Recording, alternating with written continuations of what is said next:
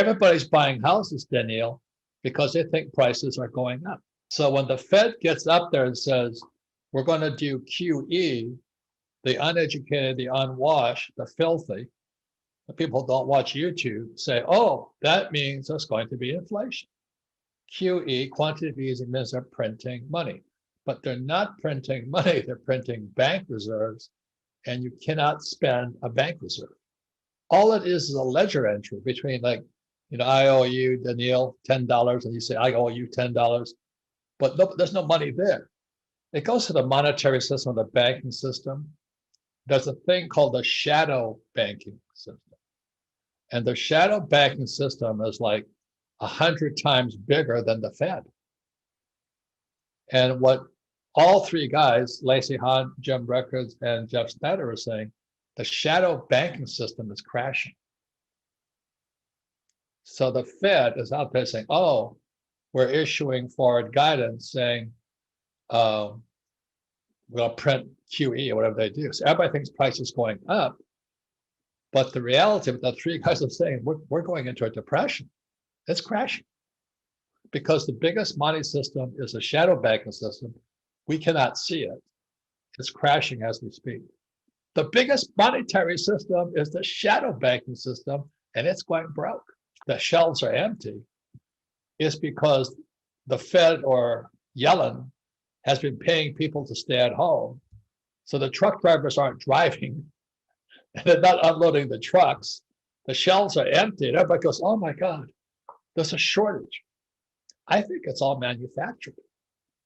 Why would they pay people not to work? Why would there be 9 million ships sitting offshore? Nobody's unloading them. The shelves are empty. And everybody thinks there's inflation. It's supply and demand. Russia and Saudi Arabia are in trouble now because when they abandoned Afghanistan, that broke the agreement with the petrodollar with with Saudi Arabia and America.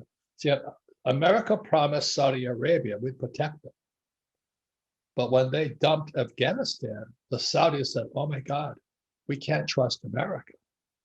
So this is all happening in the last few weeks. And so the euro dollar, the shadow banking system is collapsing. And so so Powell gets up, the Fed chairman gets up and he says, oh, we're going to start to end taper, and that means we might start interest rates. They're trying to get people to spend money. What they say is low interest rates are not good. It means the economy is collapsing. And if interests were really high, that would be good for another reason. Inflation is a tax. That's what it is.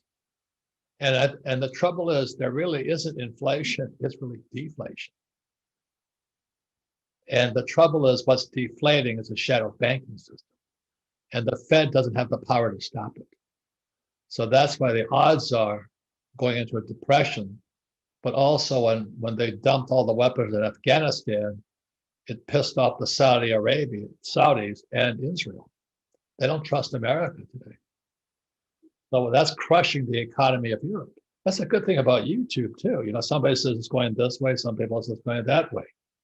So the best thing to do is, like they say, your mind should be like a parachute. It works best when it's open. Well, there's crypto billionaires, right? Or Bitcoin billionaires. They've never had a job. I kind of envy them. They're driving McLarens and all this stuff. I wish I was there. But I kind of think I like our approach. Hard work and experience goes a long way. But you get lucky. It's like a kid who was born lucky. They don't know how to recover if they lose it. Or like most sports athletes are broke 5 years after making millions. So that could be the crypto guys. I don't know, man, because I like my work.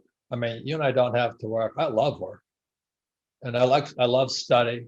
I love hanging out with all you guys. We had a blast in Texas. It's just fun. But to get paid and not work, it doesn't fit. Doesn't go with me. I don't like it. I'd rather not get paid. To buy $300 million in real estate, the easy part is the borrowing the money. The hard part is managing the property. That's the hardest part is the management. The borrowing is easy. The finding is easy.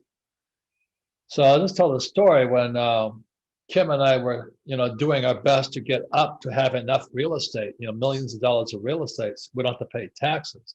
The biggest problem was management. I make money. Let's say I make $1 million. I'm in trouble because if I don't place that money with debt and step it up to an asset, so I make $1 million. I got to call Kenny. I said, I need $4 million in debt. It's completely opposite what people think. I want the debt.